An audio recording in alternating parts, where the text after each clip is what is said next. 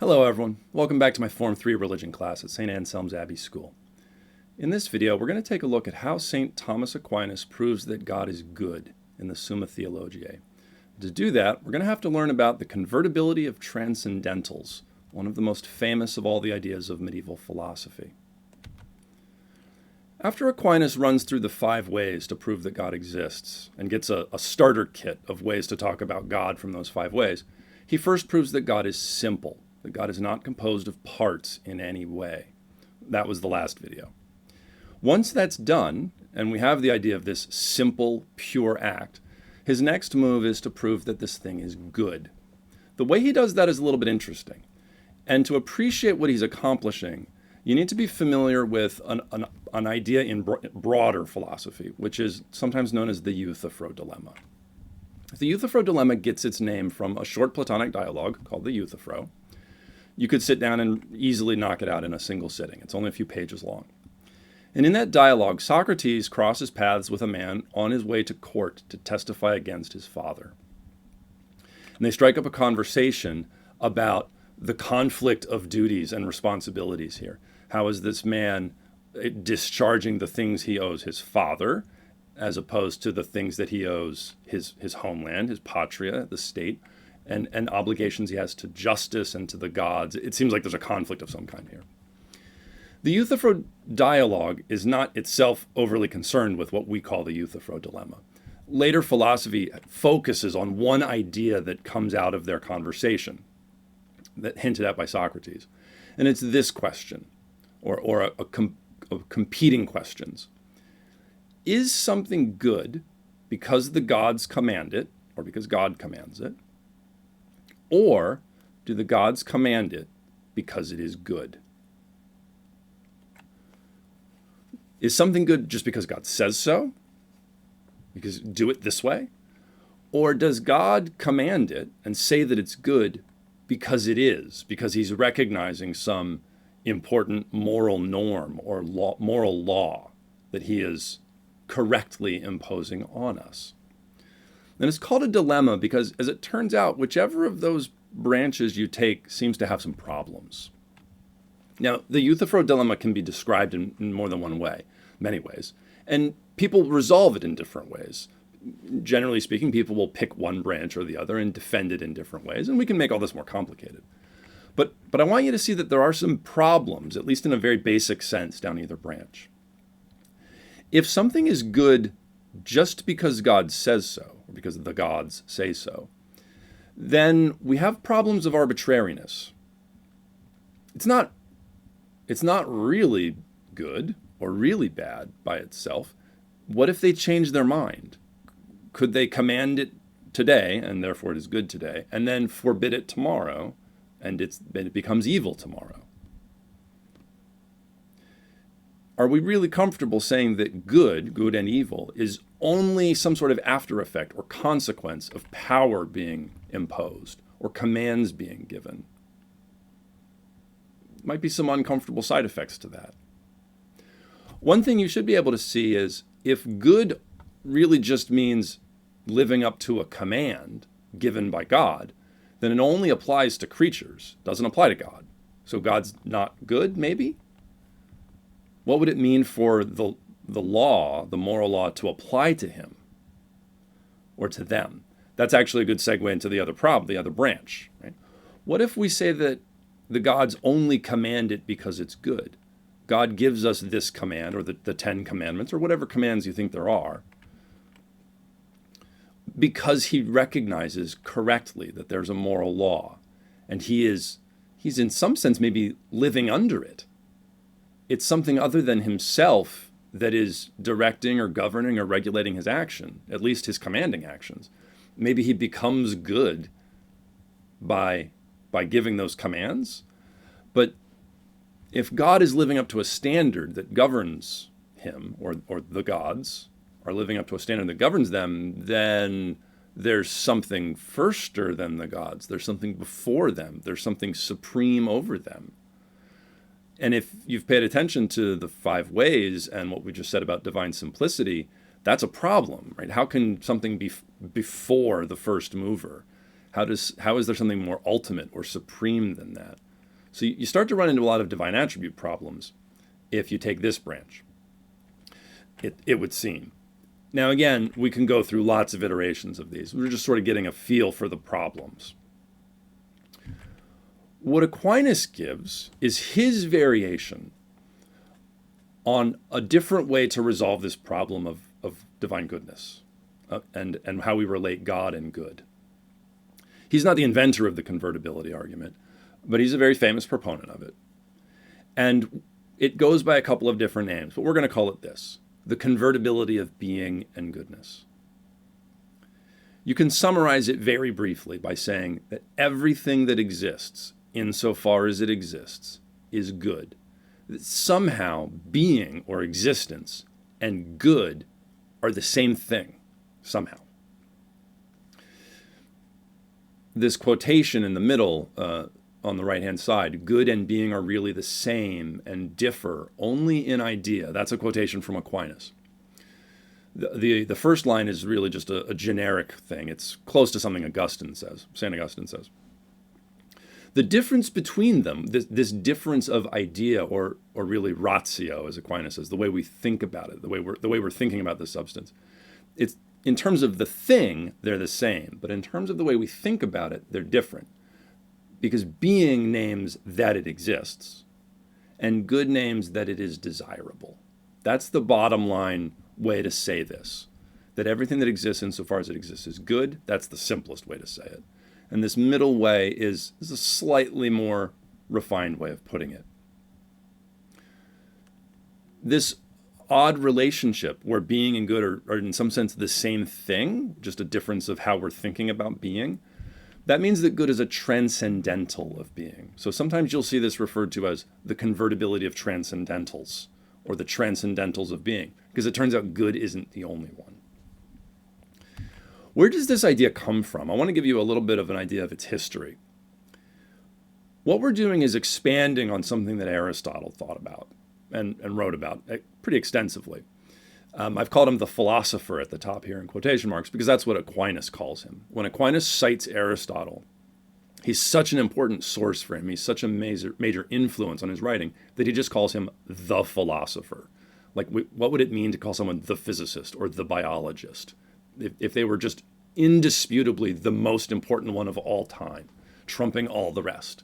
That's what it would mean. That's what we're saying. That's what Aquinas is saying when he calls Aristotle the philosopher. He's the model. Anyway, Aristotle talks about transcendentals in Metaphysics, Book 4. He talks about the way in which not being and good, but being and the one are convertible, or being and one. That's a little bit more technical than we need to get into in this video. But the idea of a transcendental, a thing that is really the same as being, but you're just thinking about it in a different way, that's in Aristotle. Interestingly, he explicitly denies, Aristotle does, he denies that good is a transcendental.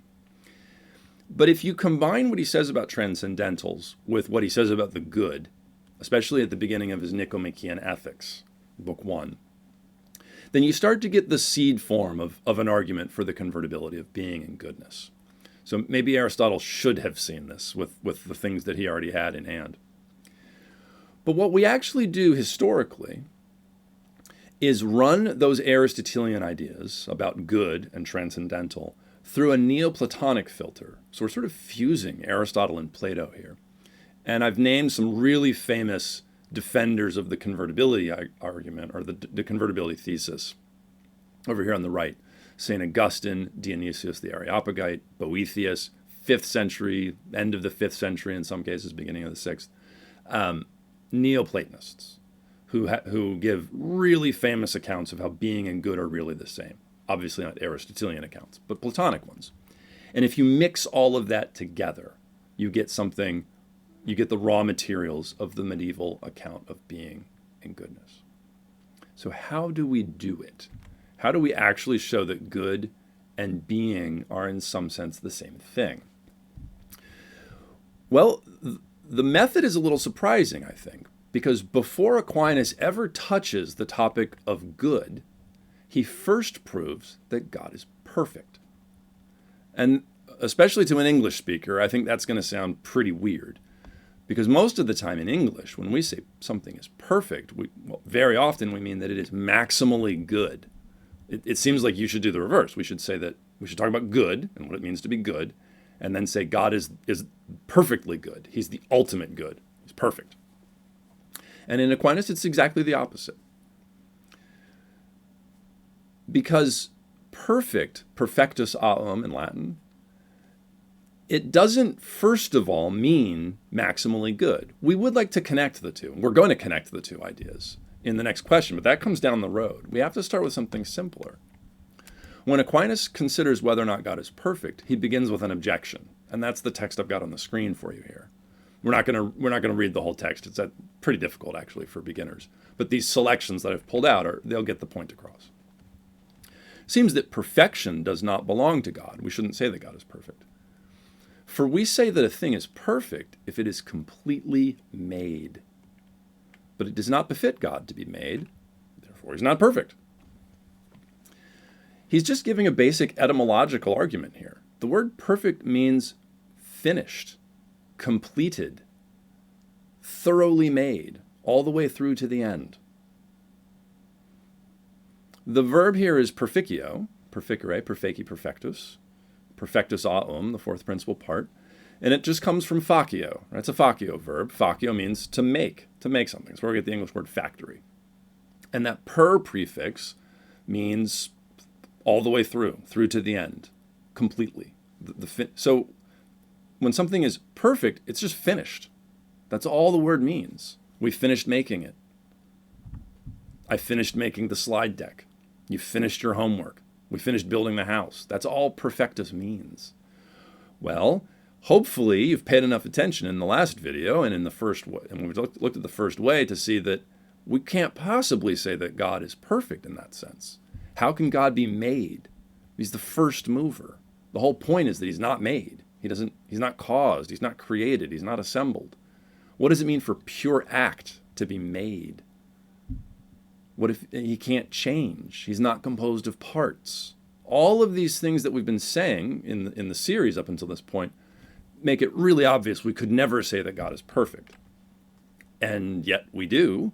So why? It's not just something that we do. From a Catholic perspective, Jesus says, be perfect as your heavenly Father is perfect, which for us means God himself came down from heaven and said, yeah, I'm perfect. So how do we connect the two ideas of perfect and good? How do we go from a thing being created to God? It's pretty weird. But it turns out the idea is actually very simple. You just have to see something really basic. I've given you two more quotations from Aquinas here on the left, just snippets from his article, which contain the key idea. A thing is perfect in proportion to its state of actuality. You could see it from the negative side, because sometimes we do say that a thing is perfect because it lacks nothing of the mode of its perfection. It's without flaw. It's not missing anything. That's our first clue to what's going on here. The second quotation, a little bit later in the article, this word perfect signifies whatever is not wanting in actuality, whether this be by way of perfection or not. So all you have to do is think about what does it mean to go through the process of making something. And we're going to describe that same process of making something using two sets of terminology. So we can imagine a house, right? Imagine a big pile of building supplies, and then do a time-lapse, visualize time-lapse photography showing you as it is being built. Well, originally it's just potentially a house. Once you start building, you're starting to actualize the potentials. You could say that the house is 10% actualized, 20% actualized, 30% actualized as we're going through the process. 40%, 50%, 60%, whatever. The percents don't matter. Just we are incrementally actualizing. It's stages. It's progress. Until finally, at the end, it's actualized. The house is actual. It's actually a house. Well, we can have the exact same conversation, talk about the exact same process with perfect. Because perfect just means done. Is it finished yet? No, but it's like 10% done. Now it's 20% finished. Now it's 30% finished. Now it's 40. Just imagine downloading a game, right? Look at a download dialog box, and you're watching the meter. How much? Don't look at the time remaining. Look at how much of it has been done. Oh, we've got about 95% of it. Cool, we're almost there. It's 95% downloaded. The download is 95% complete, finished. So that as we're describing the process of doing something, of making something, of finishing it, we're talking about it being actualized, and we're talking about it being completed. They really end up meaning the same thing. So, to say it very briefly, the degree of perfection of a thing is equal to the degree of actualization. Are you finished with your homework? No. How far along are you? 25%. You're 25% finished. All right. Tell me when you're 50% finished. All right. Now you're 75% perfectus. Now you're 90% perfectus. Now you're done. It's perfect. Now, obviously, we want to talk, we could spend a lot of time talking about the different ways in which it's perfect. Because if you say your homework is perfect, you mean not just that you wrote stuff down, but that all of the answers are correct, and it's neat, and it's legible. You mean it in lots of different ways. Right? So that actualization is complex. There's multiple things being actualized. But all we really need is this really basic idea that perfection and actualization are the same thing. So if the degree of perfection is equal to the degree of actualization, and God is pure act, he's pure perfect. We never had to talk about God being good at all. This idea comes up key in the argument that we're about to run. And Aquinas gets this out of the way first. We do still want to be able to connect this to maximal goodness. Like we do say God is perfect, and we do correctly mean that he is good. And ultimately, those two things mean the same thing. How? And that's now what we're going to do with the actual convertibility argument. Now, the convertibility argument starts in a surprising place, with a claim that is very easy to misunderstand. We begin with the idea of desire. And here's the very first line. My students who have done the reading for this have already seen this. This is question 5, article 1 of the Summa. The essence of goodness consists in this, that it is in some way desirable. And then he quotes Aristotle, actually from the Nicomachean Ethics, book 1, that we talked about a couple slides ago. The good, or goodness, is what all desire. The good is what all desire. Now, if we were in class and we had lots of time, I would just make my students talk through all the things this could mean. Because it's not immediately obvious how we should interpret this claim, the good is what all desire. I'm going to propose here just a couple of false starts, ways that we could commonly try to think about it, but they're all problematic. The good is what all desire. Well, maybe that means we have to have the greatest polling ever. We need to ask every single person in the world what they want. And when we find out the thing that they all want, now we know what's good. That's a pretty dubious starting point for the argument. It's not very useful. How would you actually do that? How would you ask everybody? What questions would you ask? Because you need a list of all the things that they want. That's not necessarily going to get you very far. More importantly, what about all the dead people? I mean, it's everybody. It's not just the people alive right now. So how do we ask the people that lived 100 years ago or 200 years ago? Or is that another problem? Then there was an answer, and that was good. But now, 200 years later, there's a different answer of what all the people alive right now want, and that's what's good. And in another 200 years, it'll be different again. It doesn't really feel like we're going anywhere here. This seems a little silly. Well, what if we this maybe is even more dubious. What if that means as long as anyone wants it, it's good? Anything wanted by anyone is good, as long as it's wanted. All the things wanted by people, all the things desired are good. Well, I don't want to talk too much about evil in this video, but that seems to suggest that, you could have someone that wants something really, really awful, and it's good because they want it. So we should be a little concerned about that idea. That can't be right. In a very different direction, I often find students that try to articulate this third idea. Maybe it means deep down, in places they don't like to talk about, perhaps, whether they know it or not, whether they like it or not, everyone, without exception, wants the good, what is really good. And we do want to make that claim eventually. At much later in this course, we will come back to this. We want to say that in some way. But that doesn't help us any right now. We're actually trying to get our basic idea of what it means to be good out of all of this. That one seems to require that we already have an answer. But more importantly, how do we know this? Deep down, whether they know it or not, everyone wants the good. How do we know that? It doesn't seem that that's a thing we can know by reason alone, but that's what we're doing here. We're doing natural theology. If God came down from heaven and told us this, that deep down everyone wants the good, okay, great. We could run an argument from that. Aquinas would have no beef, but it wouldn't be a natural theology anymore. It wouldn't be human reason on its own, unaided by revelation. This would be a properly theological argument. That's not what we're doing right now. That's not what Aquinas is doing right now. So it can't mean that last one either, even though we would like to say that someday.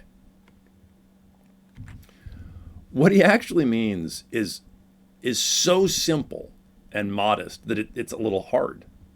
And this is the first reorientation of your thinking, or maybe it's the second. If perfect is the first reorientation of your thinking, here's the second one.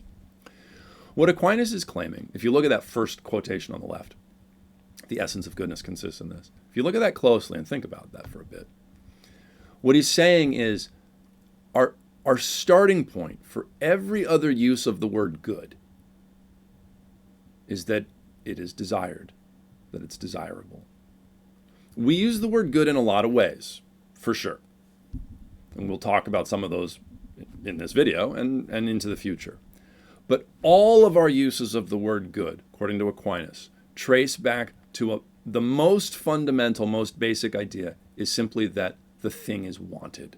If I say that something is good, I'm saying I want it. The pie is good, first and foremost means I want pie. Or we could universalize. Maybe it's not I, maybe it's just anyone. It's just wanted. The pie is wanted. X is good, I want X. Or again, X is good, X is wanted. That's the general form. The essence of goodness consists in this, that it is wanted, it is desired or desirable. Now, we're going to have to make this point, might as well make it now. It's going to come up over the next several slides. Even though I've used this language of I want things, humans want things, on the previous slide, let's ask all humans what they want and go from there. That's actually a serious mistake. That word desire, it does sound like we're talking about, I want sleep, I want to play video games, I want to be left alone, whatever. I don't want to do homework. And maybe we could expand that to include animals, right? Like, dogs want food, dogs want to go outside to play, whatever. But Aquinas is not only talking about humans or dogs. When he says all, he means everything in the universe. The good is what omnia appetunt, what they all desire, what all things desire, neuter plural. So maybe we need to be a little careful about using the word desire. I think in English it's a little too closely connected with humans and animals. We want this claim to be true of electrons. We want it to be true of rocks. We want it to be true of water spilled on the table. We want it to be true of plants turning toward the sunlight or stretching roots down toward water. Everything in the universe wants things. But we got to be careful with that word want. So maybe we should actually look a little bit more at that Latin. Right?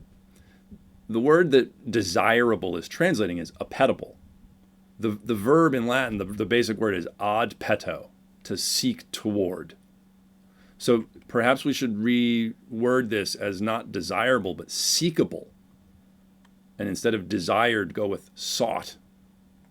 An electron seeks its low energy level, or it seeks the nucleus, maybe. Plants seek water and sunlight. They are oriented toward it. They just move toward it. That's what we mean by desire here.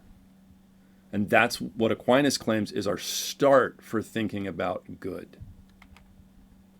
And maybe the most intuitive way to begin there is with humans wanting things. It's an okay starting point, I guess, but it needs to be true of everything. Now, that one's a little bit tricky to think through, I think. But the most important premise, in my opinion, the one doing most of the work in this argument, is this one, the second premise. Once you've got the idea that a thing is good insofar as it is desired, right? The essence of goodness is this, that it is in some way desired. Now we want to connect desires with perfection. Because we don't want to only say, well, I want it, so therefore it's good. That's not enough. There are things that it's an okay start, right? Some things are good because I want them. I just want it, so it's good for me. But we do want to say more than that. Now we'd like to be able to say things like exercise is good for you, whether you know it or not, whether you like it or not. Or the reverse, smoking is bad for you. Something like that. So the second premise is this. A thing is desirable insofar as it is perfect, for all desire their own perfection. Now, I actually think that the way the English here is translating the Latin it's probably okay. I think it's a little bit of an interpretation of what the Latin actually says. I think we're trying to streamline this premise with the next one, with premise 3, so that when you give the overview sketch of the steps of the argument, they flow nicely. But I don't think that's the right way to think about what's actually happening here. Because of the way it's rendered, a thing is desirable insofar as it is perfect, for all desire their own perfection. I don't think that second clause, for all desire their own perfection, I don't think it very clearly explains or justifies or proves the first clause, which is what it's supposed to be doing. Right? It's not clear how the two go together because of the way the translation is given.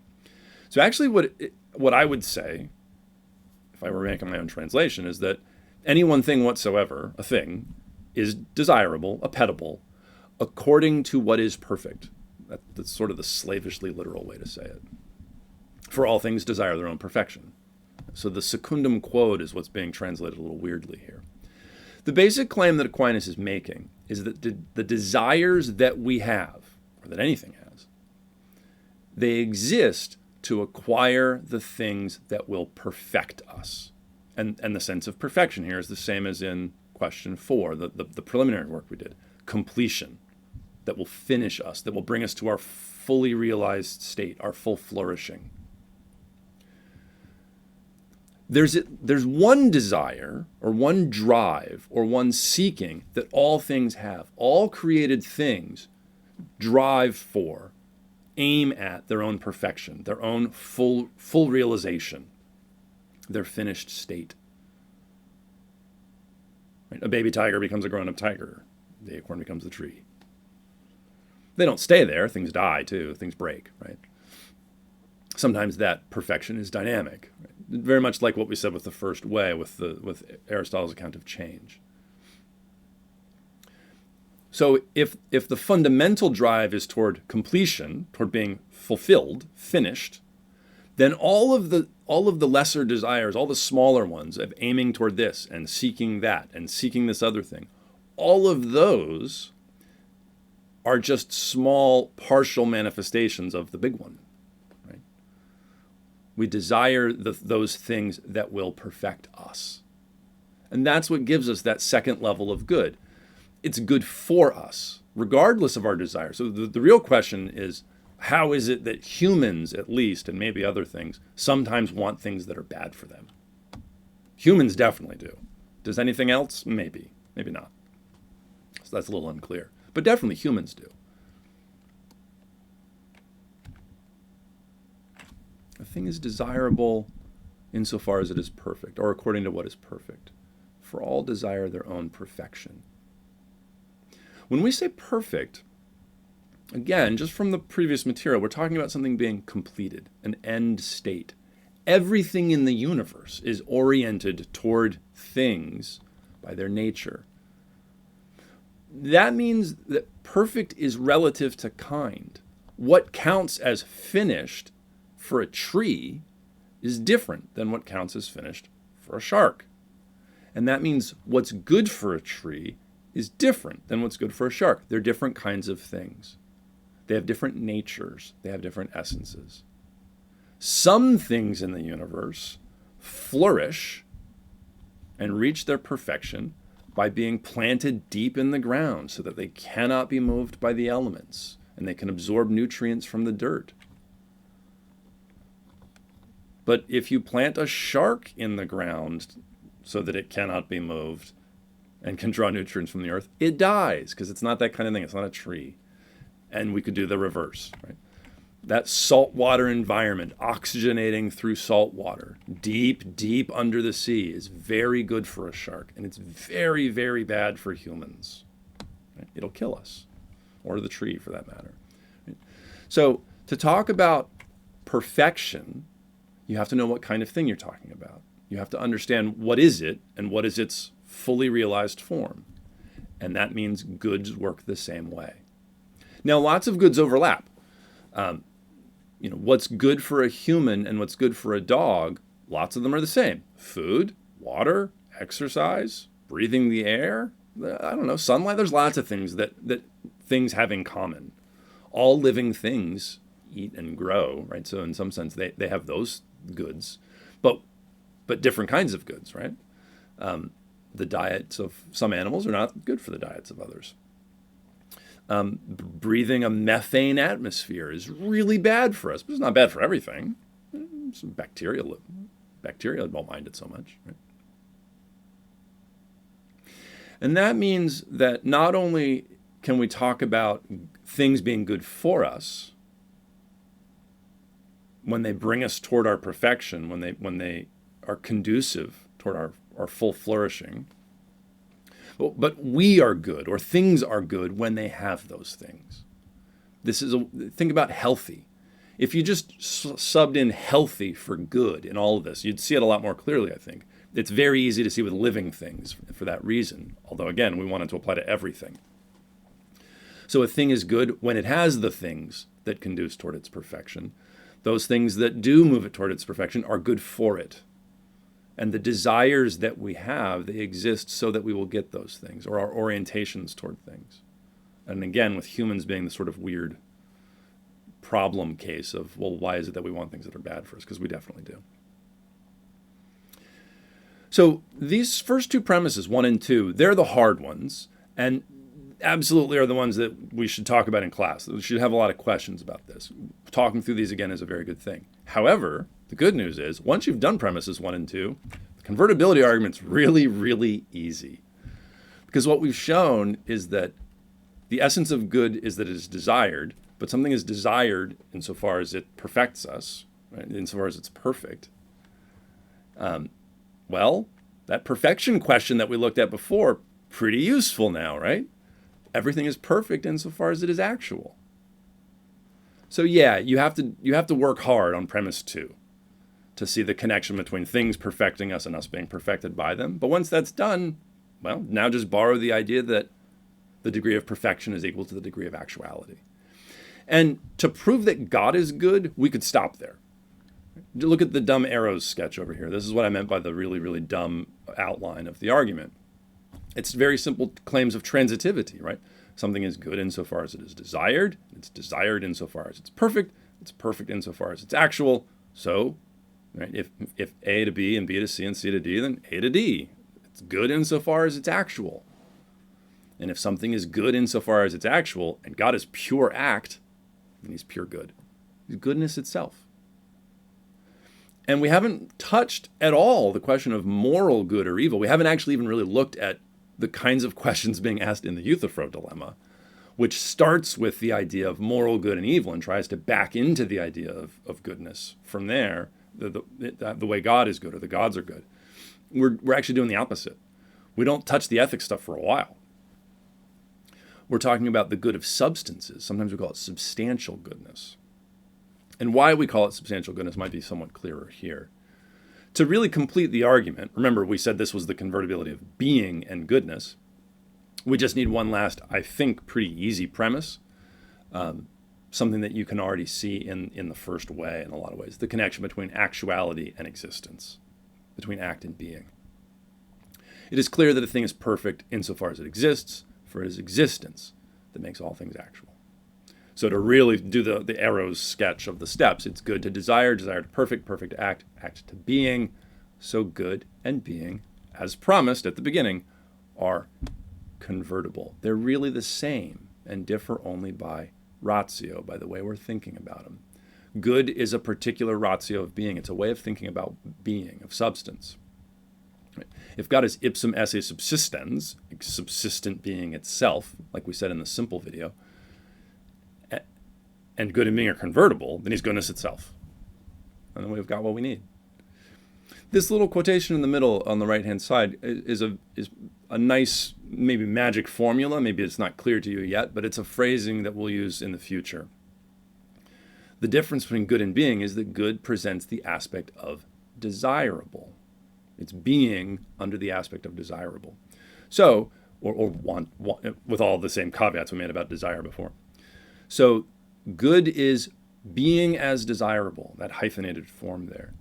That hyphenated form, that's the general form for transcendentals. Right? Any transcendental is being as X, right? And X will be the transcendental. We're only going to look at the transcendental of good. We don't need to use the others. We'll say a little bit about another one later in the year. We're not ever really going to look at Aristotle's. That one's a little too hard for you, I think. But this idea of the transcendentals, and especially the convertibility of being and goodness, is very important for later topics. In this year, Form 3, and well into your future years at St. Anselm's. You can't do ethics without it. It's the linchpin of ethics. The juniors right now in Form 5 are starting to work with that very soon around the time of this recording. At any rate, that's a lot for one video. We're going to cut it there. We will talk about this argument further in class. If you have questions, of course, you know how to get a hold of me. And otherwise, good luck with your studying, and God bless.